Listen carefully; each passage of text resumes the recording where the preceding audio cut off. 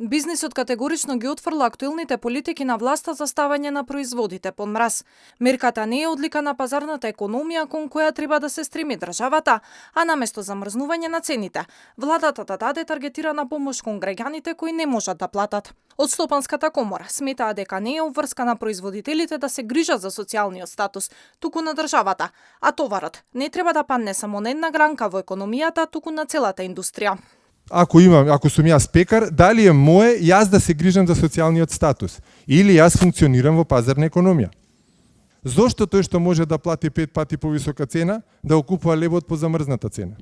Зошто го субвенционирате тој? Таа секако. Значи, решението со замрзнување на цените не е пазарно решение. Решението е цената треба да се биде пазарна, тоа што го налага понудата по бурувачката состојбата на пазарот, а државата треба да даде таргетирана финансиска помош точно на оние во општеството кои што имаат на ниво на семејство, не поединец. Дека замрзнувањето на цените ја ограничува слободата на пазарот, согласни се и од Стопанската комора на Северозападна Македонија.